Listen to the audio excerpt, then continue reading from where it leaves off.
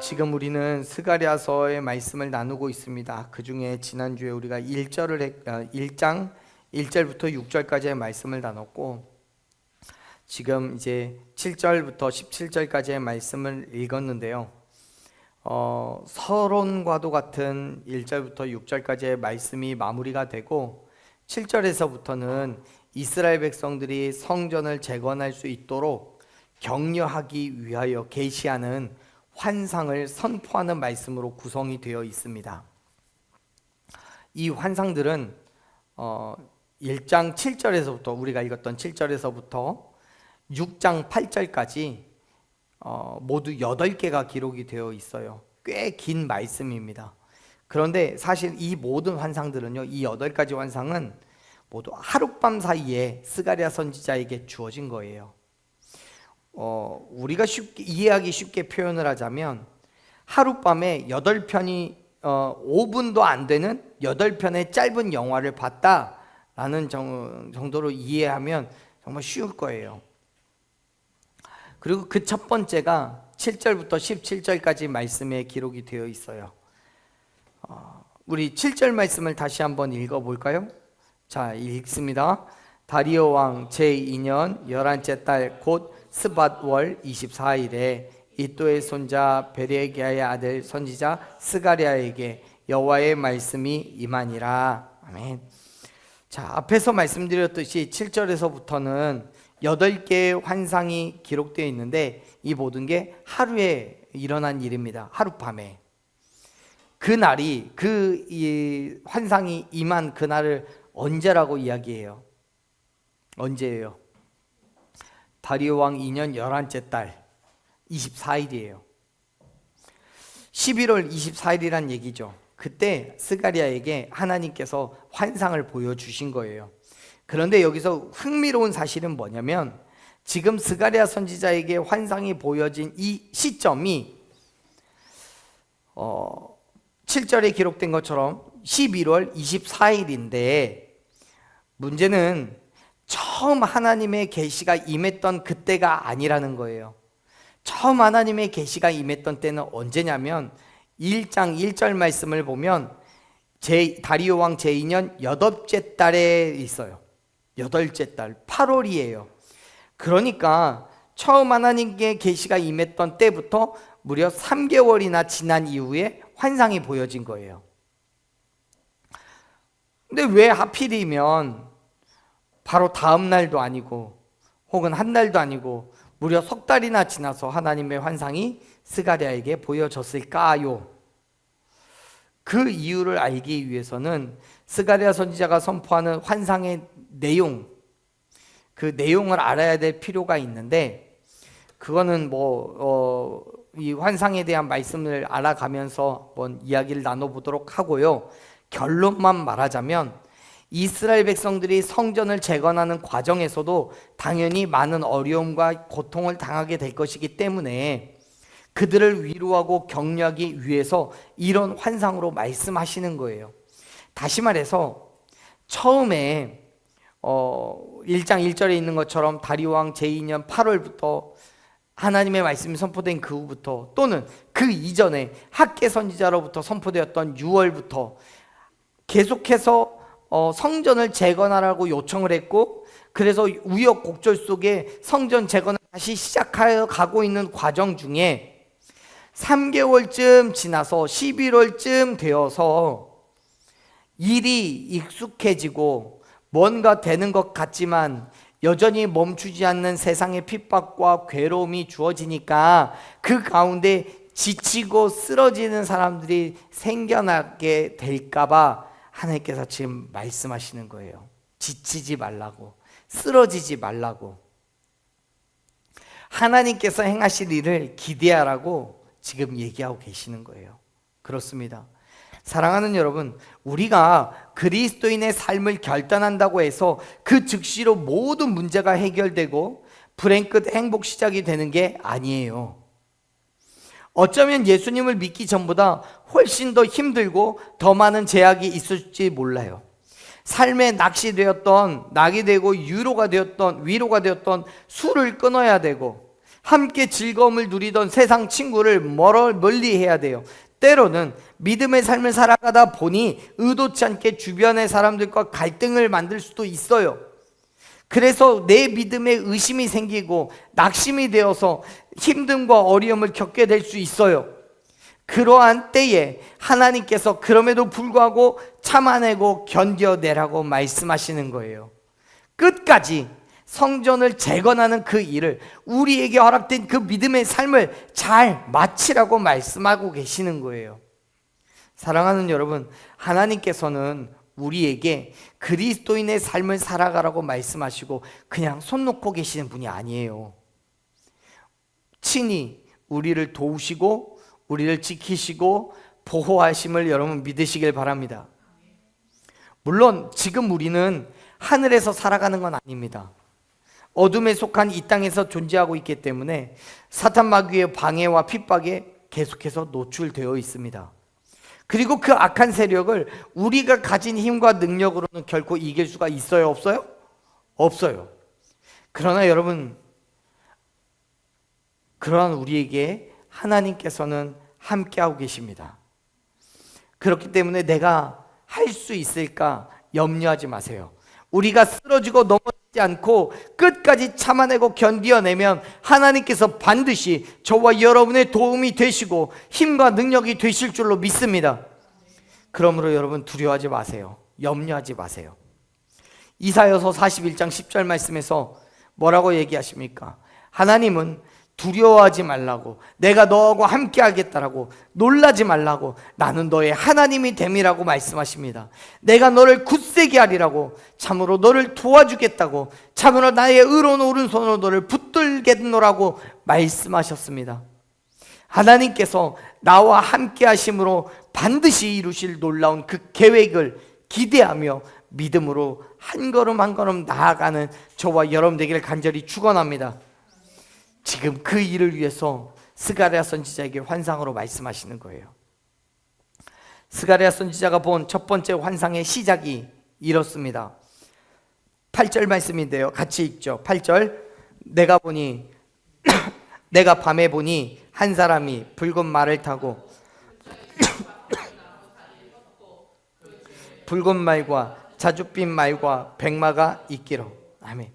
8절 처음에 이 환상을 보는 시점에 대해서 소개하고 있는데, 이때가 밤이라고 되어 있죠. 밤에 봤대요.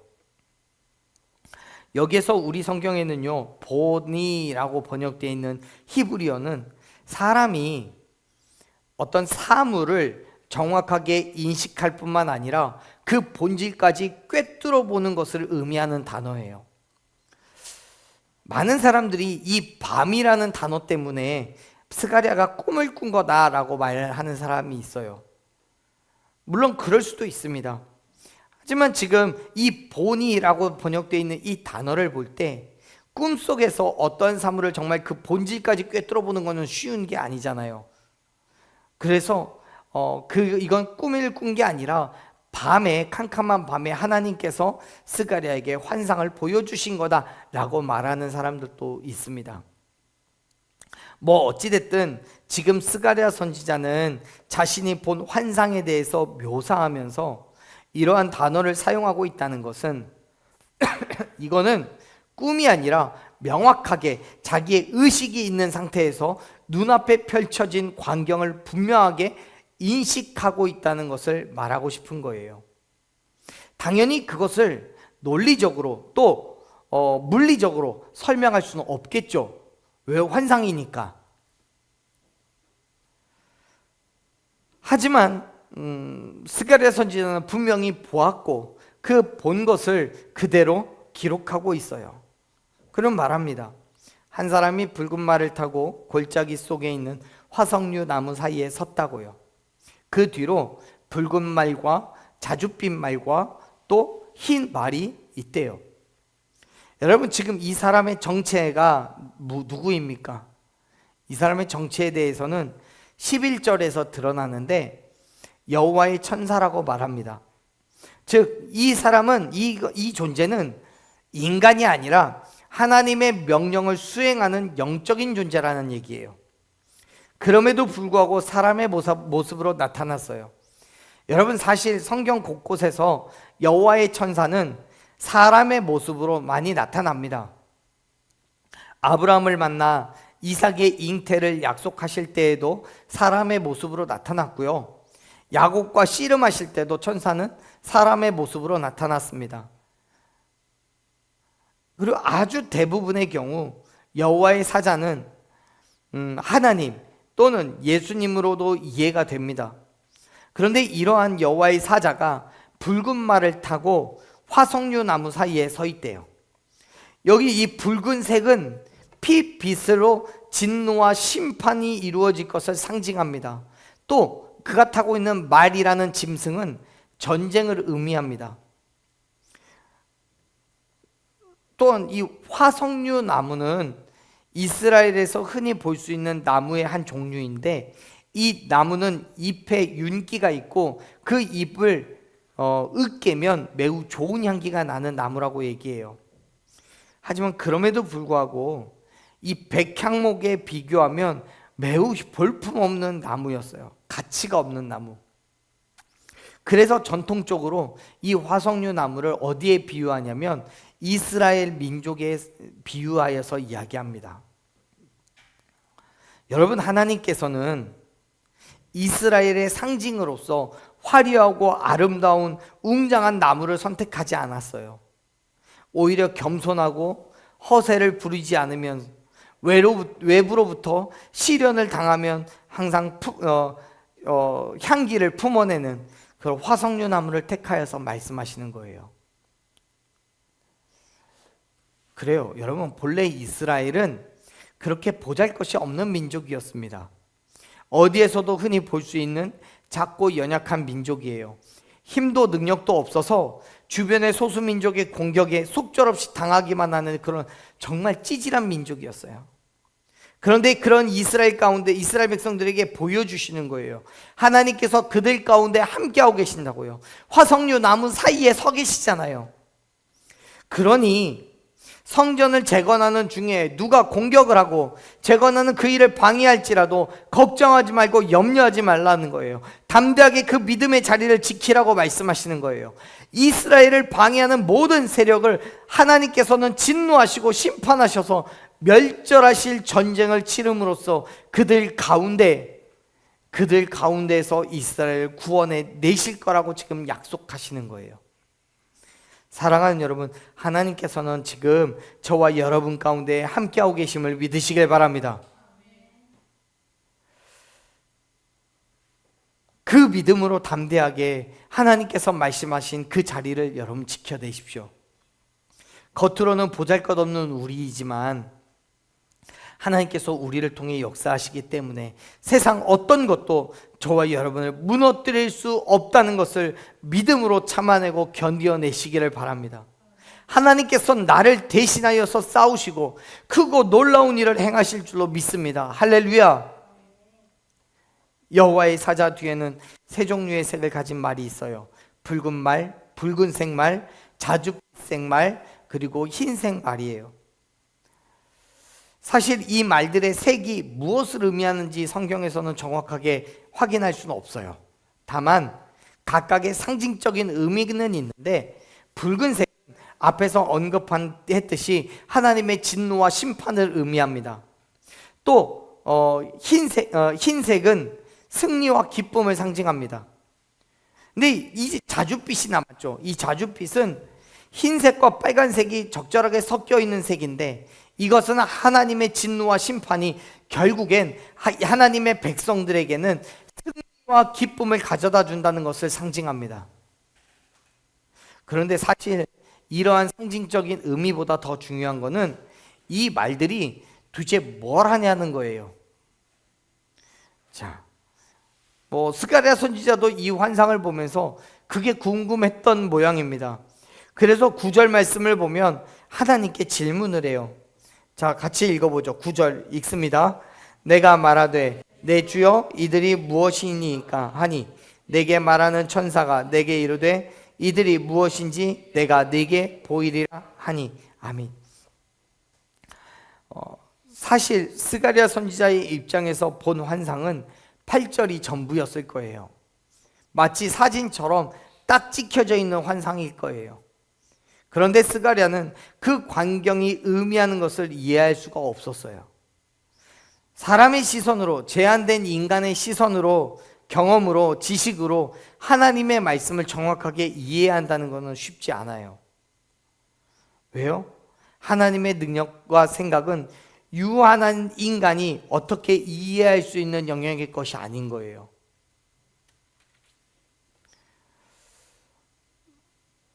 그렇기 때문에 우리는요, 물어야 돼요. 질문을 해야 돼요. 기도하고 그의 뜻을 가르쳐 달라고 간구해야 돼요.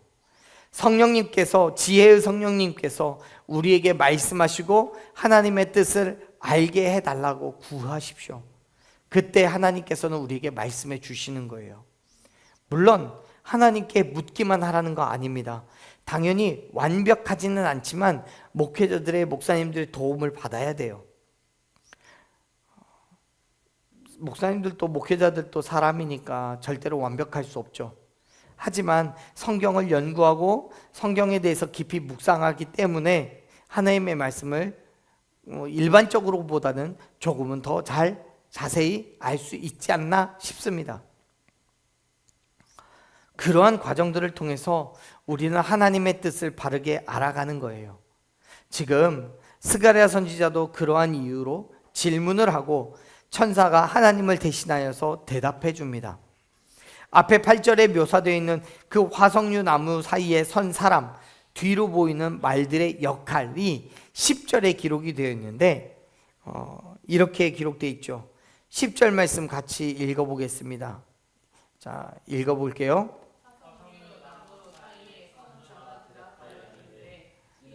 와께서 아멘. 그들은 하나님의 명령을 받고 땅에 두루 다니라고 보내심을 받은 자들입니다. 당연히 여기서 말하는 것은 짐승으로서의 말들을 의미하는 것이 아니라 그 말에 타고 있는 사람들을 의미해요. 말에 타고 있는 자들. 근데 그들이 하나님의 명령을 받아서 수행하는 사람들인 거죠. 그 자들이 우리는 흔히 하나의 명칭으로 통일해서 이야기합니다. 뭐라고 얘기해요? 천사라고 말해요. 그들이 한 일은 단순히 땅을 배회하는 것이 아닙니다. 하나님께 보고해야 할 어떤 중대한 임무를 수행하기 위해서 땅을 관찰하며 곳곳을 돌아다니는 거예요. 여기에서 우리는 하나님께 대한 중대한 사실을 하나 확인할 수 있어요. 여러분, 하나님께서는 말을 타고 있는 그 천사들을 시켜서 땅의 상황들을 확인하고 보고하게 했습니다. 자, 그렇다면 여러분, 하나님은 당신이 직접 땅을 보실 수 없는 분이신가요? 아니죠. 하나님이 수억만 명의 기도를 들으시고 응답하셔야 되니까 너무 바빠서 땅을 돌아볼 여유가 없으셨나요? 아니에요. 우리가 이해하고 있는 하나님은 전지전능하신 분이시기 때문에 모든 것을 알고 또 모든 것을 하실 수 있는 분이시란 말이에요. 당연히 말을 탄 천사들의 도움이 없이도 이미 모든 것을 파악하고 계산하실 수가 있어요. 그럼에도 불구하고 하나님께서는 일꾼을 세우시고 그들을 통해 일하시는 거예요. 그 일꾼들이 이기도 하고 또 어느 땐 사람, 즉 하나님의 마음에 합한 자를 택하여 세우셔서 일을 하시기도 하시는 거예요. 성경을 보면 그렇게 아브라함이, 이삭과 모세가, 또 요셉이, 또 여호수아가 세워졌어요. 또 신약에서 많은 제자들이 복음의 일꾼으로 세워졌어요. 지금 저와 여러분을 이 땅에 많은 교회를 세우고 우리를 통해서 복음을 전하게 하시기 위하여 이곳 가운데 불러주신 줄로 믿으시길 바랍니다. 그렇기 때문에 사랑하는 여러분, 하나님의 부르심에 기꺼이 응답하며 나아가시기를 바랍니다. 신실하신 하나님, 우리의 땀과 눈물과 수고를 아시고 그와 피할 바가 없는 은혜와 축복을 하늘의 상급을 예비하고 계심을 여러분 믿으시길 바랍니다. 사도 야고보는요, 야고보서 1장 12절에서 시험을 찾는 자가 복이 있다라고 말해요. 이는 시련을 건져낸 자가 주께서 자기를 사랑하는 자들에게 약속하신 생명의 면류관을 얻을 것이라고 선포하십니다. 그렇습니다. 사랑하는 여러분, 당연히 하나님께서 허락하시는 일은 쉬운 일이 한 개도 없습니다. 그러나 그 모든 시험과 유혹을 참아내고 그 믿음의 자리를 견뎌낼 때 하나님께서 약속하신 생명의 면류관, 하늘의 상급을 부어주실 줄로 믿습니다. 크고 놀라운 은혜와 축복을 오늘 저와 여러분에게 넘치도록 부어주실 줄로 믿습니다. 이미 10절에서 말씀하고 있는 것과 같이 땅을 두루 다녀보라고 하나님의 보내심을 받은 자들이 돌아와서 이제 이렇게 이야기를 합니다. 11절 말씀을 같이 읽겠습니다. 읽습니다.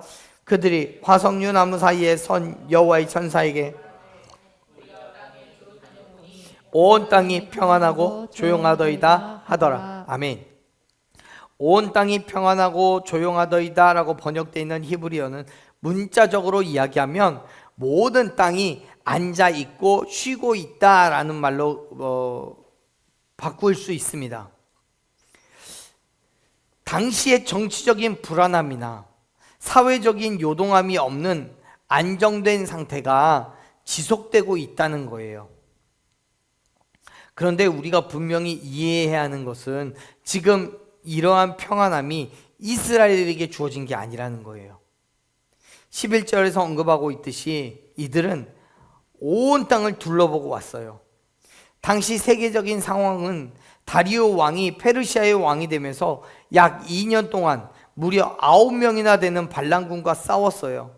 하지만 모두 승리했습니다. 그러면서 지금 말씀되고 있는 다리오 왕 2년의 후반부터 정치적으로 안정되어져 가고 있었던 거예요. 그래서 11절에서는 이제 모든 땅이 평안하고 조용하다라고 평가하는 거예요. 그런데 여러분, 이스라엘은 어떻습니까? 여전히 완전한 독립된 나라는 세우지를 못했고 주변 민족들의 핍박과 탈취를 견디며 살아가고 있는 중이에요. 그렇게 힘들고 어려운 시간들을 보내고 있어요. 그때 12절에서 여호와의 천사가 하나님께 그렇게 말합니다. 하나님께서 이렇게 말합니다. 만군의 여호와를 불러요. 12절 말씀을 같이 읽어볼게요. 12절 읽습니다. 여호와의 천사가 대답하여 이르되 만군의 여호와여, 여호와께서 언제까지 예루살렘과 유다 성읍들을 불쌍히 여기지 아니하시려 하나이까? 이를 노하신 지 70년이 되었나이다 하매. 아멘. 지금 여호와의 천사는 만군의 여호와를 부르죠. 모든 전쟁의 승리자이시고 모든 땅의 주권을 가지신 하나님이라고 인정하는 거예요. 그런데 왜 그렇게 말합니까? 여전히 하나님의 백성들은 그러한 만군의 하나님과는 다르게 세상에서 고난과 핍박을 당하고 있기 때문에 그래요. 결국 하나님의 능력과 권세가 있는데 왜 하나님의 백성들을 그렇게 초라하게 두고 계시냐라고 지금 묻고 있는 거예요. 결국 하나님의 능력과 권세가 있다면 이스라엘 백성들을 그렇게 초라하게 두시지 않고 그들을 부하게 하시고 안정되게 하시고 삶의 여유를 부어주신다는 거예요. 그래서 이렇게 말하죠. 아니, 세상은 이제 평안하고 제자리를 찾은 것처럼 안정되어 가고 있는데 하나님 왜 당신의 백성들은 불쌍히 여기지 않으시는 겁니까? 왜 그들에게는 평안을 주시지 않습니까? 그들은 이미 하나님의 징계를 받고 70년의 세월을 다 보냈잖아요. 그렇습니다. 여러분, 지금 우리의 상황을 보면 그렇게 녹록하지 않아요. 여전히 힘들고 어려워요. 그런데 왜요? 우리가 믿는 하나님은 능력이 없고 힘과 지혜가 없어서 우리를 그렇게 힘들게 하시는 겁니까? 아니잖아요. 하나님은 능력이 있습니다. 힘과 능력을 가지고 계십니다. 그럼에도 불구하고 우리의 상황은 변하는 게 없어요. 여러분, 하나님이시라면 얼마든지 우리를 축복하셔서 잘 먹고 잘 살게 하실 수 있음을 믿으시길 바랍니다. 하지만 하나님께서 궁극적으로 우리에게 행하시는 일은 단순하게 우리가 잘 먹고 잘 사는 것에 있는 게 아니에요. 우리의 잘못을 돌이켜서 거룩한 백성으로 만드시려는 목적을 가지고 계시는 거예요. 그러니까 잘못하면 진노하시고 징계도 하시는 거예요. 인간의 연약함 때문에 하나님이 아니라 세상을 의지하는 바람에 우리가 편하지 않는 거예요. 그럼에도 불구하고 하나님께서는 우리를 사랑하시기 때문에 언젠가는 반드시 회복시키시고 하나님의 자녀로 살아가게 하심을 여러분 믿으시길 바랍니다. 하나님의 때가 되면 반드시 우리에게 평안과 안식을 주시고 하나님 그리스도 예수 안에서 거룩한 백성을 되어 살아가게 하실 줄로 믿습니다. 그렇기 때문에 사랑하는 여러분, 쓰러지지 마십시오. 넘어지지 마십시오. 하나님께서 행하실 그 일을 기대하시면서 모든 순간들 속에서 참아내고 견뎌내며 믿음의 자리를 기꺼이 지켜내는 저와 여러분이 되기를 간절히 축원합니다. 아멘. 오늘은 여기까지 할 것 같아요. 정리하겠습니다. 여러분, 결국 하나님께서는 성전을 재건하는 이스라엘 백성들을 위로하고 격려하시기 위해서 환상을 도구로 삼아서 말씀하셔요. 지금 힘들고 어렵지. 성전을 재건하는 게 쉬운 게 아니지. 그래도 포기하지 마. 넘어지지 마. 내가 너희와 함께하고 있잖아. 내 힘과 능력으로 너희에게 일하고 있잖아. 그러니까 믿음의 자리를 지켜 쓰러지지 말고 굳게 서 있어 라고요. 사랑하는 여러분, 지금 우리의 상황이 엉망진창이 되고 어려움과 힘듦이 있지만 그럼에도 불구하고 다시 한번 믿음으로 성전을 재건하며 나아가십시다. 저와 여러분 가운데 있는 그 성전을 잘 세워 나아가는 저와 여러분이 되기를 간절히 축원합니다. 사랑하는 여러분, 우리가 다시 한번 기도하며 나아갈 때 그러한 믿음의 자리에서 쓰러지지 않는 믿음으로 온 땅에 예수 그리스도께서 살아서 역사하고 계심을 드러내고 선포하는 저와 여러분 믿음의 삶이 되게 달라고 기도하셨으면 좋겠습니다. 오늘 다시 한번 우리의 믿음으로 결단할 때 하나님의 영광을 드러내고 하나님의 말씀대로 살아가는 삶이 되게 해달라고, 하나님의 성전을 내가 세워야 될 하나님의 거룩한 성전을 반드시 세워나가게 해달라고 함께 그렇게 고백했으면 좋겠습니다. 우리 간절한 심령으로 주님 앞에 주의 이름 한번 부르짖고 기도하며 나가겠습니다. 기도합니다. 주여,